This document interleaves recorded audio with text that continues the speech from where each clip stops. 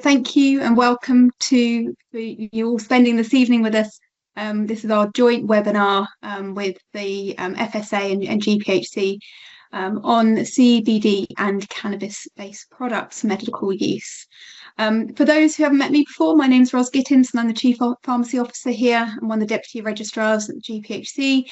And we are joined today by colleagues from the FSA, the Food Standards Agency. So we've got Chris Stockdale, who is Head of CBD Policy, Dr. Eleanor McCartney, who is the Senior Policy Advisor, and Will Smith, who's a Regulated Products Risk Assessor. So thank you, colleagues from the FSA, for joining us today. I'm also pleased to welcome Sonal Patel, who is a fellow pharmacist, and when she was a clinical fellow here with us at the GPhC, she very kindly led for us on our GPhC thematic review on pharmacies that are providing medical cannabis. Now, we have had nearly 700 of those questions submitted, and about 84% were from pharmacists. But we also found that of those people who had sent in their information, about 75% had never given advice about CBD or medical cannabis whilst working in a pharmacy, and stated that their lack of confidence and competence in doing so was a kind of a key part of this. So, in line with our new strategic plan and our strategic aim 1, is around looking to empower pharmacists and pharmacy technicians in order to provide high quality care. And so hopefully this evening's session will help as part of that to be able to do it. And our second strategic aim, which was around how we work closely with other organisations, including other regulators. And I think this evening is a great worked example of us doing that with the FSA. So over to Sonal. Thank you. Thanks, Ros. So as Ros has already mentioned, in the first part of this webinar, we'll be focusing specifically on cannabis-based products for medicinal use, also known as CBPM. And I think there can be some confusion over the different types of cannabis products available. So we've started off with a definition. Now, under the misuse of drugs regulations, there are 3 broad criteria a product must meet to be classed as a CBPM. So firstly, the product is or it contains cannabis, cannabis resin, cannabidiol, or a cannabidiol derivative. Secondly, it's produced for medicinal use in humans. And thirdly, it's regulated as a medicinal product or as an ingredient of a medicinal product. Now, the definition is purposely broad to capture the sort of range of cannabis preparations that are used for therapeutic purposes. But importantly, an important thing to note is that this definition excludes certain products. So it does not include cannabis-based medicines that already have a UK marketing authorization. So things like Sativex or Epidiolex. These products are sort of scheduled separately under the misuse of drugs regulations. They're not subject to the same restrictions as the unlicensed CBPMs that we're going to be talking about. It also excludes pure cannabidiol-based products, so more commonly known as CBD. Now, CBD can be a medicine where it meets that legal definition. For example, Epidiolex is an oral solution used for seizure control. But where it doesn't meet this definition and is instead a CBD food product, it's classed as a novel food. And our colleagues from the FSA will be expanding on this later on. So in 2018, CBPMs were reclassified from Schedule 1 to Schedule 2 controlled drugs, and this allowed them to be supplied against a valid prescription from an appropriately registered prescriber. Now, CBPMs must be initiated by a specialist doctor listed on the GMC specialist register with expertise in the condition that's being treated. Thereafter, ongoing prescriptions can be issued by other practitioners, so GPs, pharmacists, independent prescribers, for example, where appropriate and under direction of the specialist prescriber, such as under a shared care agreement. Now, the expectation is that the specialist prescriber will continue to have that clinical oversight. So since the legislation change in 2018, we've seen a significant rise in CBPM prescribing activity. And the most recent data we have shows 130% increase in CBPM prescriptions between 2023 and 2024. And more than 99% of that total activity is coming from the private healthcare sector. So the GPhC is working in collaboration with other UK regulators and partner organisations to essentially improve the safety, the accountability and the effectiveness of CBPM prescribing and supply. And so as part of this effort, as Roz has mentioned, we committed to publishing a themed review focused on the supply of CBPMs from registered pharmacies and really looking closely at the role of pharmacy teams involved, so including pharmacists, pharmacy technicians, as well as other support staff. So to do this, we reviewed inspection data from the 25 registered pharmacies that were identified as regularly supplying CBPMs. And we also reviewed a total of 68 concerns, which in relation to the management and the supply of CBPMs from these registered pharmacies. And so the review basically highlights examples of good practice, and it also highlights areas of improvement. And we've made recommendations around the 4 principles for our standards for registered pharmacy premises. So this covers things like governance, staffing, pharmacy premises, and service delivery. So what did we find? Well, our data indicated that most pharmacies we inspected are meeting the required standards around safe procurement, storage and dispensing of CBPM. But we did find lots of variability in the level of communication and information sharing between pharmacies and third-party prescribing services. We saw that pharmacies faced a number of challenges, such as accessing patient records and protocols used by prescribers, which would enable effective clinical screening before supplying these medicines.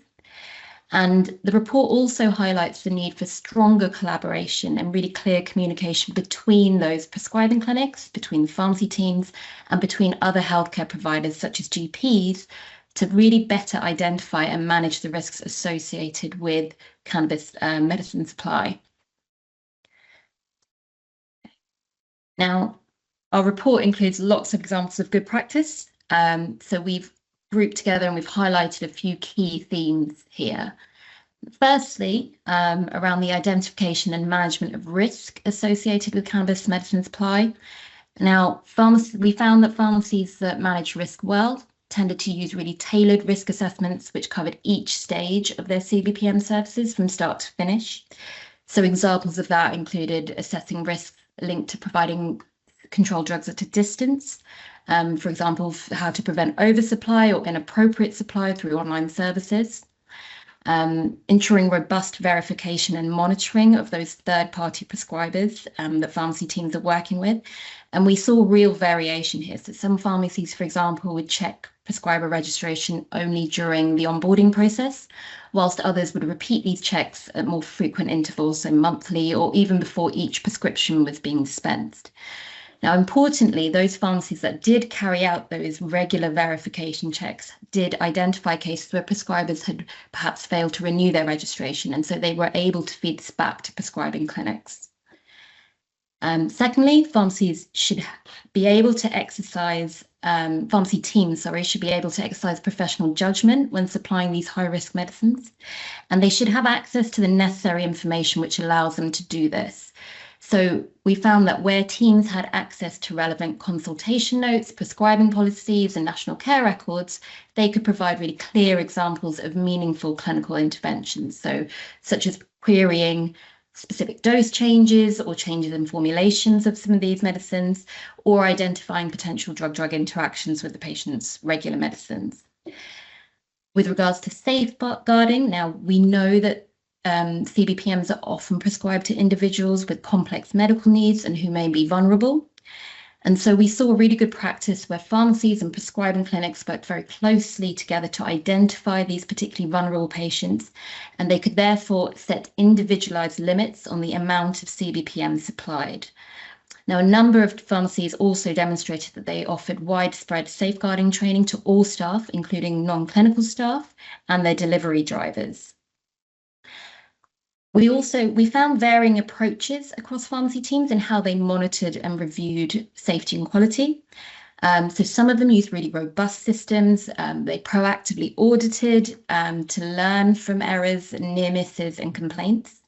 And we saw how this approach really sort of directly supported improvement. So for example, resulting in separation of lookalike, soundalike products to reduce selection errors.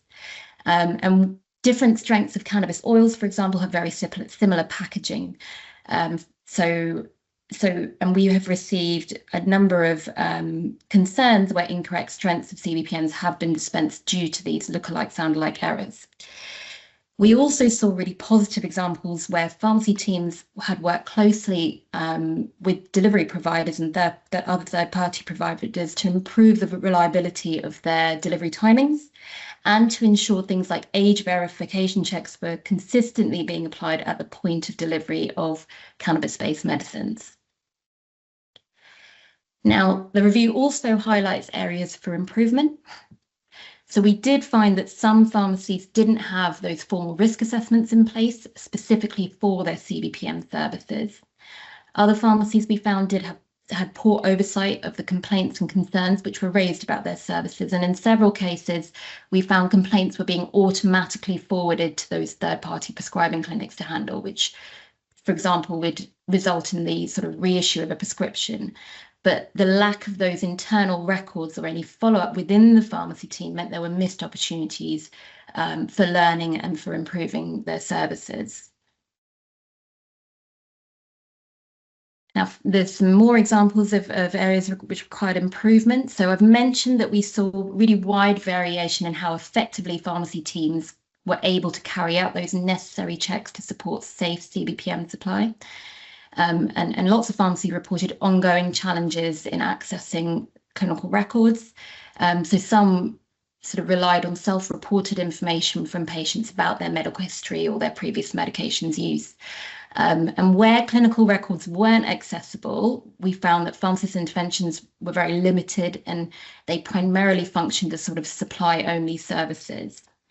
But the nature of some of the concerns that we've had around the inappropriate prescribing of CBPMs for individuals who perhaps had complex medical histories or histories of drug misuse really reinforces the importance of having those robust checks in place before any supply is made. With regards to safeguarding, we did see examples where appropriate ID checks were not being carried out. And as a result, individuals were able to obtain CBPMs from multiple prescribing services, sometimes with prescriptions being issued to the same person within 1 or 2 weeks of each other. And then finally, with regards to safe handling and custody, so most pharmacies had appropriate arrangements in place for secure handling and storage of their controlled drugs. We did see some examples where larger volumes of controlled drugs were being handled and were stored, for example, in separate cages or vaults where necessary sort of exemption certificates hadn't been obtained. We also saw examples where deliveries of CBPMs were left unattended for prolonged periods of time within various areas of sort of the business kind of retail parks where the pharmacies were situated, and therefore increasing the kind of risk of diversion or loss of the product. So some of the recommendations we've made within the review. So firstly, around safeguarding. Now, given the risks of misuse, diversion, patient vulnerability linked to CBPM supply, pharmacies really need to have those kind of clear safeguarding measures in place to firstly identify inappropriate requests or excessive quantities. So having systems in place to identify kind of multiple orders from the same address, the same payment card, etc., and being able to flag these back to the prescribing teams. We recommend that staff receive safeguarding training at levels that are appropriate to their role. And also when working with third-party providers like delivery services, pharmacy teams need to ensure that they're also following agreed safeguarding procedures. Now, linked to safeguarding, there's obviously a need for robust processes to be in place to verify patients' ID. And we also have recommended that pharmacies need to work more openly and collaboratively with those third-party prescribing clinics and have access to all the relevant clinical information needed to ensure safe supply. And then finally, with regards to sort of secure handling and storage, obviously pharmacies need to check that they comply with safe custody requirements, especially when they're using alternative storage rooms or vaults instead of the standard sort of CD cabinets. You know, if there is any kind of question about what's appropriate or not, we do advise you to discuss this with the local controlled drugs liaison officers if unsure, the local police. And additionally, any third-party providers handling controlled drugs need to meet appropriate security standards. So, for example, there needs to be clear procedures in place for failed deliveries to ensure that those controlled drugs are not left unsecured for prolonged periods of time. So that was a very quick run through of a summary of our review, but the full review can be found on the GPhC website, which provides the detailed list of all our recommendations and examples of good and bad and practice which needs improvement. And finally, so the GPhC have shared this review with the Advisory Council of the Misuse of Drugs for them to consider as part of their ongoing review of CBN supply, as well as sharing with other key stakeholders and the pharmacies involved with CBPM supply to encourage shared learning and improvements in practice. Good evening, everyone. So my name is Chris Stockdale, and I am the head of CBD policy at the FSA. I'm here with my colleagues Eleanor McCartney and Will Smith to talk to you a little bit about the FSA's role with respect to use of cannabidiol in food products. So Eleanor works within my team as a senior policy advisor on CBD, and over the last year or so, Eleanor has helped to develop our policy around the authorization of CBD food products as novel foods, and as well as that, so Eleanor and Will be taking you through some of the detail in this evening's presentation. But before we do that, I'd just like to introduce what we plan to talk about. First of all, with the agenda, I will take you through a very quick introduction as to what the FSA is and what our role is within CBD. Will, who is in our risk assessment team, will then talk to you about some of the underpinning science that we've looked at in terms of the safety of CBD as a food. We'll then move on to some of the policy elements. So Eleanor will talk you through what we know from our consumer research, as well as some of the legislative aspects that we're dealing with in the regulatory aspects of CBD. So first of all, the Food Standards Agency, for those of you who are not familiar with our work, we are an independent government department with a statutory duty to protect public health and the interests of consumers. Our fundamental mission is food that you can trust. We are science and evidence led, and as a policymaker, our work is underpinned by the very best available science and evidence, and that's provided not just by Will and our other science teams, but by our independent scientific advisory committees. Our role is to consider the safety of foods, which has been the central focus in the safety assessments of CBD as a novel food. As a public body, we aren't responsible for assessing medical claims or any other claims linked to efficacy of products. We are a three-nation organisation, and we cover England, Wales and Northern Ireland, but we also work closely with Food Standards Scotland, who have a similar remit to the FSA in Scotland. And together we make joint decisions on food safety matters and provide advice to ministers. So what are CBD foods? So CBD stands for Cannabidiol, which is one of over 100 cannabinoids present in the hemp or cannabis plant. It can also be synthesized from certain chemical compounds. The FSA's responsibility is solely linked to CBD used in food, and this can be foods where CBD has either been added, such as drinks, or where CBD is used as the active ingredient in a food supplement. Importantly, as we've already touched on, CBD foods are distinct from cannabis-based products for medicinal use. A legal definition for food directly excludes medicinal products, and therefore any CBD product marketed as a medicine would not fall within the remit of the FSA. So on that note, I will now pass you over to Will, who will start to talk you through some of the work the FSA has been doing to understand the safety profile of CBD as a food. Thanks, Chris.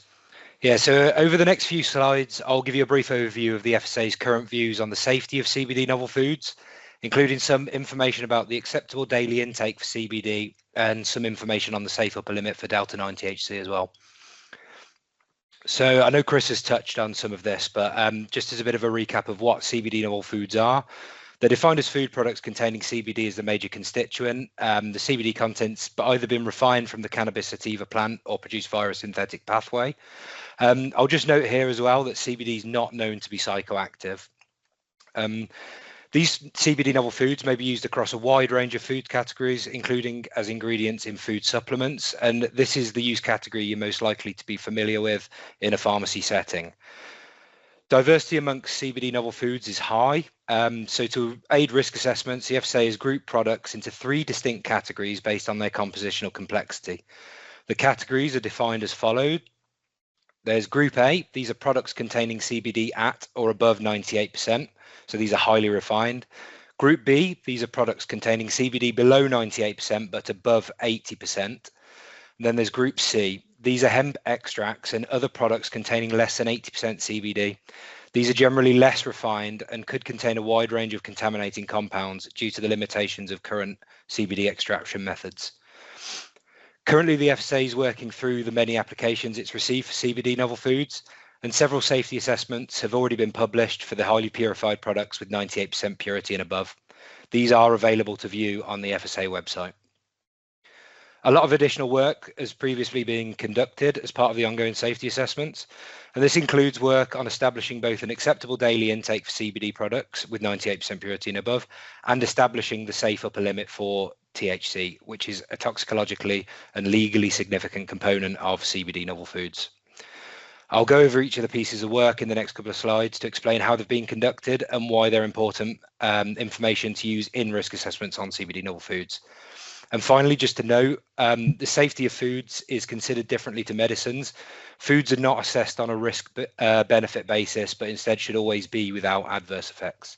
So the ADI, as part of the risk assessments of 98% or greater purity CBD novel foods, a provisional ADI was established by a CBD subgroup formed from members of both the Advisory Committee on Novel Foods and Processes and the Committee on Toxicity. The provisional ADI was established at 10 milligrams a day for a 70 kilogram adult and is an estimate of how much CBD may be ingested on a daily lifetime basis without appreciable risk to health. To establish the provisional ADI, the working group reviewed the body of evidence available on the safety of CBD, which primarily included confidential and data protected information which was provided by the applicants of CBD novel foods.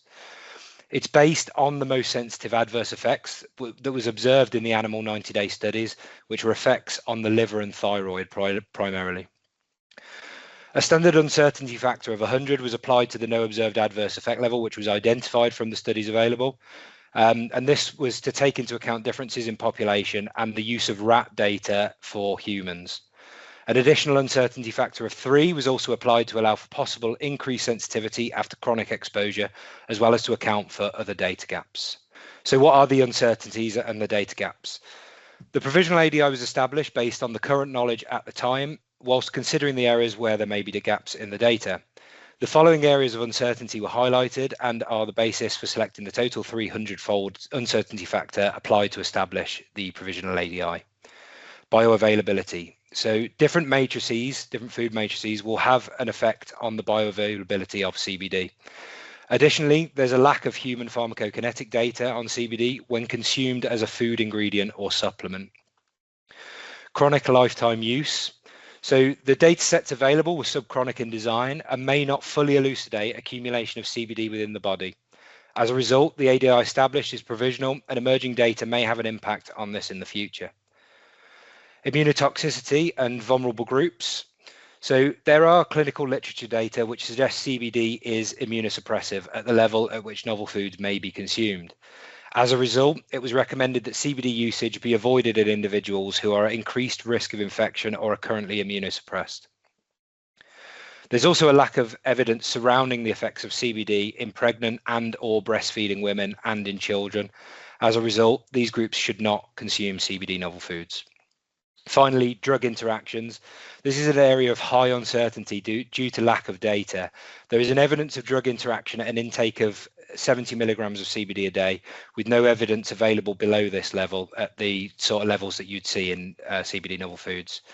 And as CBD is known to be a CYP enzyme inhibitor and may also cause induction in some instances, this could be of concern. So how is the ADI being applied to the risk assessments? Well, the provisional ADI is now being used as the basis for assessing CBD novel foods of 98% purity and above.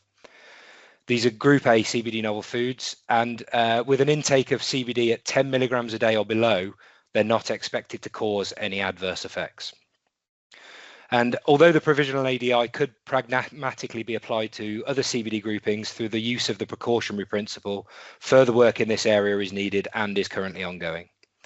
So now on to the safe upper limit for delta-9 tetrahydrocannabinol. So delta-9 tetrahydrocannabinol, also referred to as delta-9 THC, and its precursor acid, which is delta-9 tetrahydrocannabinolic acid, or delta-9 THCA for short, are both unavoidable contaminants of hemp-derived CBD products. The cannabis sativa plant produces delta-9 THCA naturally, and then undergoes a non-enzymatic decarboxylation to form delta-9 THC, which is its psychoactive counterpart. For the purpose of this presentation, I'll refer to the sum of both of these compounds as just THC. So THC is widely known around the world for its use as a recreational substance and as a therapeutic agent in some cases. Its psychoactive effects leading to intoxication or a sense of feeling high are what makes it desirable amongst drug users and is a primary reason for its controlled status in the UK under the Misuse of Drugs Act. Its potential for adverse side effects, as well as its legal status in the UK, are what makes this contaminant of specific concern when being consumed as a food, and is why additional work has been conducted to evaluate its safety. Prior to the work being conducted, no safe upper limit existed for THC as a contaminant in food within the United Kingdom. So publicly available literature and clinical study data, along with previous works conducted by the European Food Safety Authority and the UK's Advisory Council on the Misuse of Drugs, were evaluated by the previously mentioned CBD joint subgroup. This review informed the safety assessment and provided the values used to establish a safe upper limit for THC. A lowest observed adverse effect level, or LOAL, of 0.036 milligrams per kilogram of body weight per day was identified from the review. This was based on the most sensitive effects seen at the lowest dose used within the study data. This was a dose of 2.5 milligrams a day of THC, and the most sensitive effects seen were tachycardia and altered cognitive function, or the sense of feeling high. To this, a total safety factor of 30 was applied, which can be broken down into a threefold factor applied to account for a move from a lowest observed adverse effect level to a no observed adverse effect level, and then a further tenfold factor to account for interpersonal variability. All of this work culminated in establishing a safe upper limit for THC of 1 microgram per kilogram of body weight per day, equivalent to a 0.07 milligram of THC per day for a 70 kilogram adult. Next slide, please. So what are the uncertainties and data gaps identified in the THC review? Well, the main data gaps identified during the review were that only a small number of subjects were used in the human studies. There's very little information on vulnerable groups, other than in some of the clinical trial data where participants were quite unwell, which has its own problems when interpreting the data. Most of the evidence available is limited to clinical trial data and efficacy data, as opposed to data on consumption of THC as a contaminant of food and at low doses. So therefore, the relevance to food and food supplements in this situation is therefore uncertain. There's also gaps in the data surrounding reproductive toxicity, accumulation, and lifetime consumption, similar to CBD. So what does this mean for CBD novel foods? Well, the safe upper limit provides a scientific basis for consistently evaluating THC safety. It's been applied to all CBD novel food assessments to date and will continue to be used in all future assessments where THC is of concern. It primarily defines a level of consumption below which consumers are not expected to come to harm from THC, which again is 0.07 milligrams a day. It's also critical in supporting other regulatory decisions and ultimately helps ensure consumer safety. It must be noted that the safe upper limit is not a legal limit, and any Home Office legal limits would still apply to products containing THC where appropriate. So in summary, risk assessments are still ongoing for CBD novel foods. We're encouraging everybody, including manufacturers, retailers, and consumers, to be aware of the information available on CBD and THC to ensure that consumers are able to use these products safely. Hope that's given you a good overview of where we are with CBD novel food safety, and I'll hand you back over to Eleanor, who'll be talking a bit more about the current consumer guidance. Thank you. Thanks so much, Will. Okay, so these safety assessments have allowed us to issue advice for consumers, and since 2023 we've recommended that healthy adults should limit their consumption of any type of CBD from food to 10 milligrams per day. This provisionally applies to all CBD food types, whether group A, B, or C. We also advise that under 18s, people taking medication, and people breastfeeding, pregnant, or trying to conceive do not consume CBD. I'd now like to share a bit more about consumers of CBD from our surveys. So the FSA's regular consumer insights tracker suggests that around 12% of adults in England, Wales, and Northern Ireland have used CBD food or non-food products in the past 6 months. This year, we also commissioned an additional survey of adults who've used CBD products in the last 12 months. And this found that usage is highest amongst younger adults, and people consume CBD mostly for well-being, mental health support, sleep aid, and pain relief.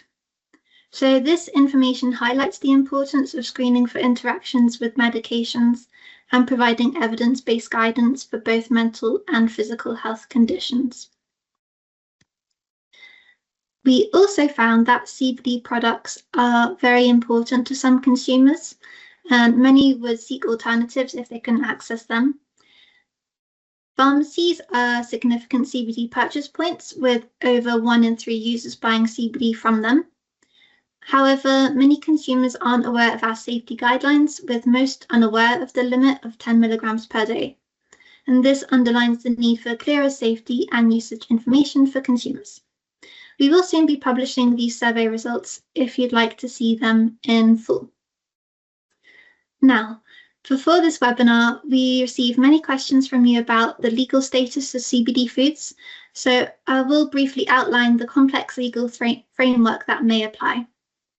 Please note this is general guidance, not legal advice, and it is the responsibility of those who market a product to ensure that it complies with the relevant legislation. If you have any concerns, you can seek guidance from your local authority or obtain your own legal advice. Now, firstly, there are the wider food laws that apply, including general food law, which sets out that food must be safe and is what it says it is. There are also the food information regulations that ensure that food is labelled and presented in a way that is accurate, clear, and not misleading. Next are the nutrition and health claims regulations, as well as medicines regulations, and I'm going to explain more on these shortly. We also have the novel food regulations, which is the area our team works on. These apply to foods without a history of consumption before 1997 in the UK or EU, and including CBD foods. Then, if a CBD product is considered a food supplement, supplements regulations may also apply, and these include mandatory labelling requirements. Lastly, there's drugs legislation, specifically the Misuse of Drugs Act and the Misuse of Drugs regulations, which set out some rules for CBD products that contain trace levels of controlled substances. Now, we don't have time today to explore all of these in detail, but you can find out more by following the links to the FSA web pages included in the slides that will be shared with you later. So we can start with health and medicinal claims regulations, an area many of you will be familiar with. And the Department of Health and Social Care, GPhC, in England and the Welsh Government in Wales provide guidance on this. So in short, any health claim made about a food product must be submitted to the Great Britain Nutrition and Health Claims Register to be legally allowed. And currently there are no approved health claims for CBD.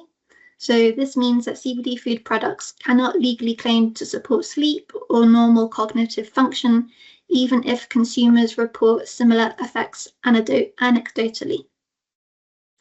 The Medicines and Healthcare Regulatory Agency regulates medicines in the UK and explains the difference between medicines and foods. So if a CBD product is presented as being for medical purposes, it is considered a medicine, not a food. So it's important to understand that no food product can make a medicinal claim such as treats anxiety or relieves pain. So to reiterate, CBD food products cannot make health or medicinal claims. And as well as local authorities, the Advertising Standards Authority ensures that products comply with these rules and will take action against any unsubstantiated health claims made in marketing, whilst MHRA will be responsible for those marketed for medical purposes. Let's now look at the regulation of novel foods, which, as I said, are those without a history of consumption before 1997 within the UK or EU, and include CBD foods. So to be legally sold in Great Britain, these novel foods have to be assessed for safety by the FSA and FSS and receive a formal authorization. We are currently working towards recommending the first CBD novel foods for authorization. If any CBD novel foods are authorized, only products with the authorized CBD ingredient will be covered by that authorization. So right now we're at the stage where we're asking the public for their views through something called a public consultation. And this is an important opportunity for the public, including you, to share any concerns about the proposal for these products.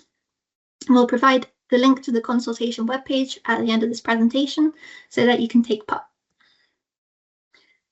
Now, because CBD foods are still unauthorized, we've created an online list of products that are linked to applications for authorization. We advise that local authorities tolerate products on this list during the assessment process. So this allows thousands of CBD products to remain on the market in England and Wales, despite being unauthorized novel foods. Many products on the list will exceed 10 milligrams of CBD per dose, but we are encouraging businesses to adjust their products to meet our safety standards where necessary during this process. Any products that are not on the CBD public list that haven't received authorization status or are marked as removed must immediately be taken off the market. So, what does this mean for you? Firstly, please use the online list to find out which products are recommended for tolerance on the market and which must be removed.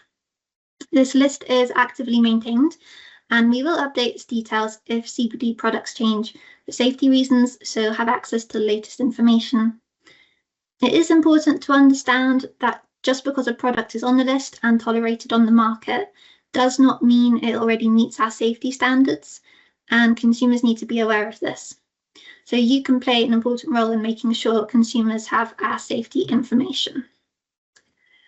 Finally, let's move on to drugs legislation, which is overseen by the Home Office, and you can find more information on their CBD fact sheet. So under the Misuse of Drugs Act, cannabis as well as THC and other cannabinol derivatives are classified as Class B controlled drugs. While CBD in its pure form is not a controlled drug, due to the limits in manufacturing pure CBD, as Will touched on, CBD food products generally contain trace levels of other cannabinoids. And so CBD products containing trace levels of THC are themselves controlled drugs. So this means we have to look at the misuse of drugs regulations, which sets out what makes a product exempt from drug prohibitions. So to qualify as an exempt product, CBD products must not be designed for administering a controlled drug. The controlled drug cannot be easily recovered from the product, and the product container cannot contain more than 1 milligram of a controlled drug such as CBD. CBD food products must meet all three criteria to be considered exempt and avoid breaching drug laws. If they do, for instance, exceed 1 milligram of THC per container, this would be a matter for the police. If you deal with bulk CBD products, you will likely require a Home Office license, but if you only sell the finished CBD food products that meet the exemption criteria, then you do not need a license. So I hope that this brief legal overview has helped clarify the key points, and I will now hand back to Chris to wrap us up. Thank you very much, Eleanor. Yes, I just want to thank Eleanor and Will for doing such excellent jobs presenting these issues. I'd also like to just take an opportunity to summarise some of the things that we covered in our presentation. So first of all, CBD, when used in foods, is regulated jointly by the UK, by the Food Standards Agency and Food Standards Scotland. And we have established a public list of products on the market that are progressing towards authorization. CBD products that exceed the 1 mg limit of THC or other controlled cannabinoids are not exempt from drugs legislation and must not be marketed. And as pharmacists, there are ways in which you can support consumers to make safe choices when consuming CBD food products. You can make it clear that such products are not classed as medicines and do not have any approved health claims. You can advise customers to follow the FSA's guidance on the consumption of CBD and the 10 mg per day provisional acceptable daily intake. And you can also recommend certain groups avoid consuming CBD in line with the FSA's current consumer advice. And finally, before we leave you, I'd just like to provide you with some really useful links. Eleanor touched on some of this in her presentation. The links here are all of the information that you will need to better understand what the FSA's stance is on CBD, as well as guidance for businesses looking to supply CBD products or place them on the market. You'll see there we have links to our science committee papers as well that Will touched on, and that is really what underpins what we're doing with CBD at the moment. Importantly as well, we have the link there to our public consultation, which is live right now. That consultation runs until the 20th of November. It's vitally important that we understand the views of all relevant stakeholders with respect to CBD food products. So we do encourage you to click on the link and view the consultation. And if you can, please respond with your views to the questions that we pose in the consultation. And on that, I'd just like to say thank you very much for your time this evening. It's been wonderful to present these issues to you, and I will pass back to Ros. Fantastic, thank you all.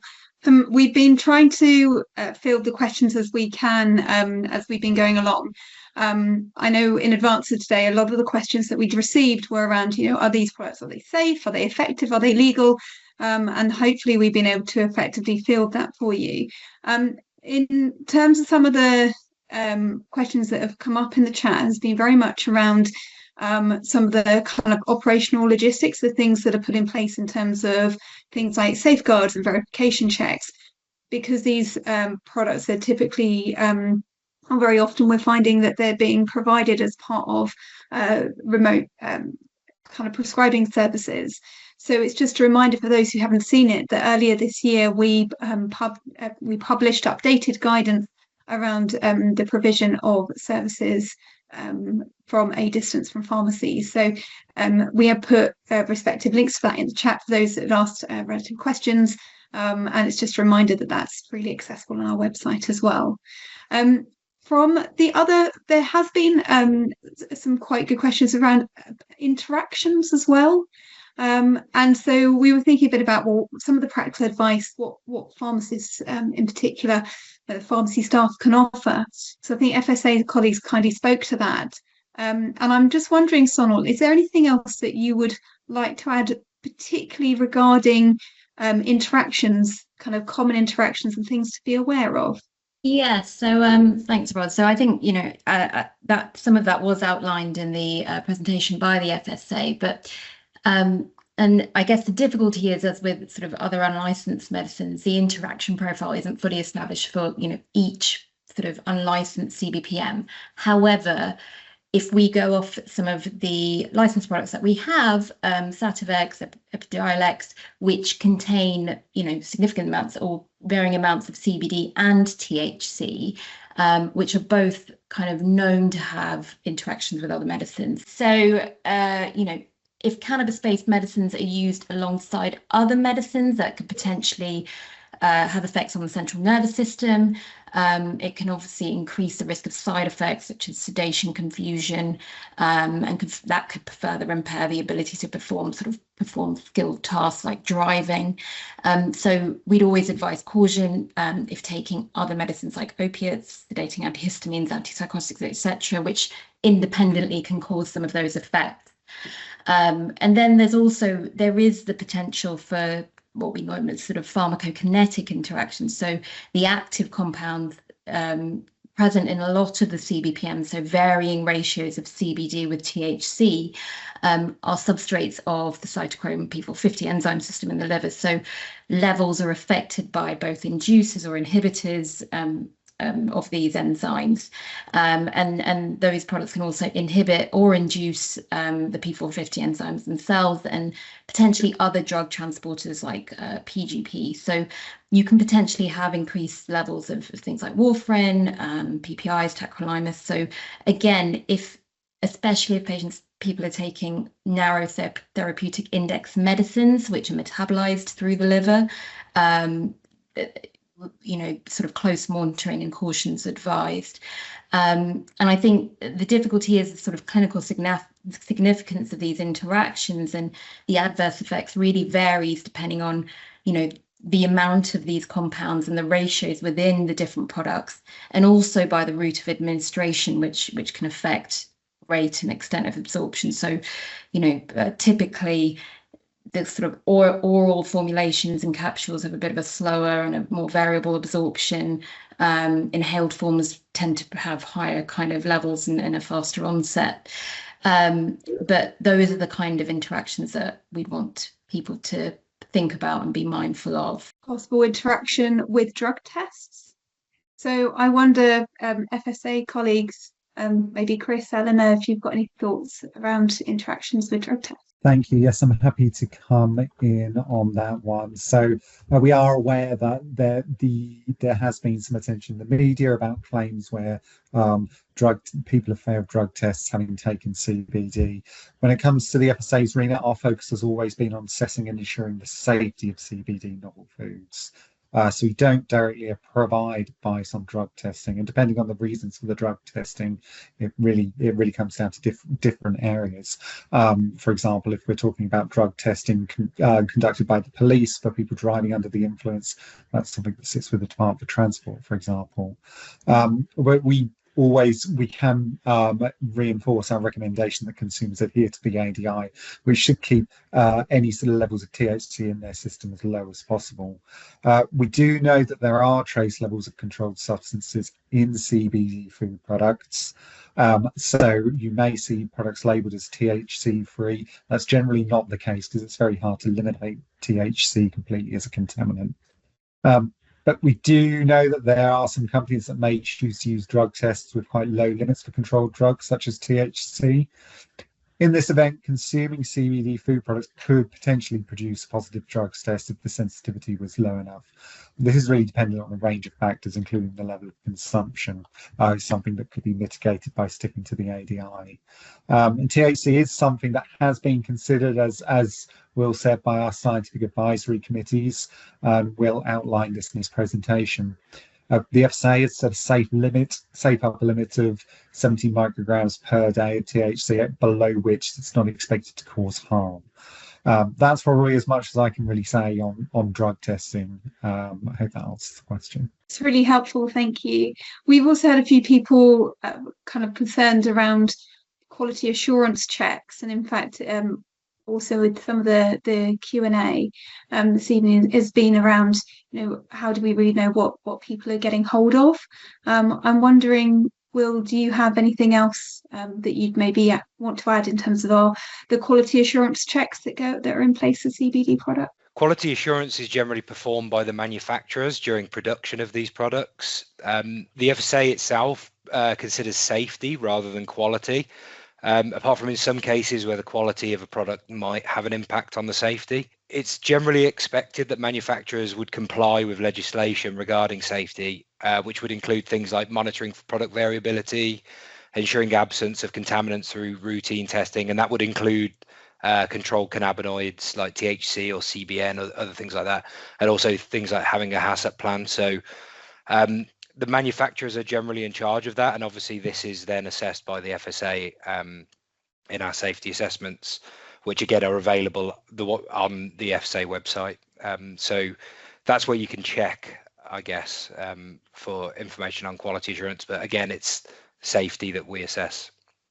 I hope that answers the question. Yeah, really helpful, thank you. And Sonal, I guess as a fellow pharmacist, you also would have experienced some of those challenges. I think there's someone in the chat, in the Q&A, sorry, had also flagged, well, how if people come in with this stuff, if you're working in hospital, for example, or maybe in care home, you have people who may bring these products in with them, and just thinking about, how do you respond to that? Just operationally practical, any practical thoughts or advice on that? Yeah, absolutely. And I completely empathize with that, having spent most of my career in hospital pharmacy. And I think the first thing to do is, really understand what product you're dealing with. So is it a licensed version? Is it the unlicensed CBPM?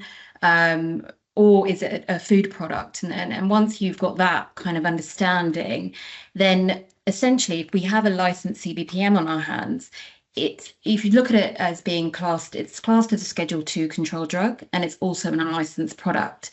So you would treat that in line with your own sort of trust processes and policies around handling patients' own medicines, which are kind of come under the remit of those two categories. So in terms of, secure storage, sort of CD registered, etc. And then I guess just as for other specialist medicines that are liable for misuse, it would be advisable to contact the initiating or the prescribing team to verify that prescribing and the dosage, as you would for example, with methadone. Make them aware of the admission, and then perhaps, and that's where that kind of collaborative, that joint sharing of information to review the appropriateness of continuing the product versus holding it during admission. And that might mean seeking advice from the specialist prescriber, and it will also depend on the reason for admission. Now, if just a reminder that if the admission is related to a suspected adverse reaction to cannabis, or one of the products, that if they're unlicensed, we have a duty to report that back to the clinic, and also report it to the MHRA via the yellow card reporting scheme. So I hope that clarifies a little bit. Fantastic, thank you. And I guess just before we wrap up, just another reminder that you've got still time. I think it's on the 20th of November, colleagues, FSA colleagues, correct me if otherwise, to be able to respond to the consultation on applications for authorization of these food products, or as novel foods, and you can see that via the FSA website. The only thing I wanted to add in was, obviously, if people are having prescribed CBPMs, which have varying amounts of THC, then that does come under drug driving limits, and likely at prescribed doses they're going to be exceeding that limit. So part of the information we would provide as pharmacists is to remind them to have proof or carry proof with them that they are in lawful possession of those products. So that might be a copy of their prescription, clinical notes, etc. Because if it is prescribed for you, you're under kind of medical exemption. But then there is also the caveat that we should be reminding anyone prescribed these products that if they do feel impaired, their ability to drive is impaired, they don't feel they can do so safely, then they should be avoiding driving. So thank you everybody so much for your time this evening. And as I said, please don't forget about responding to the FSA consultation. Thank you.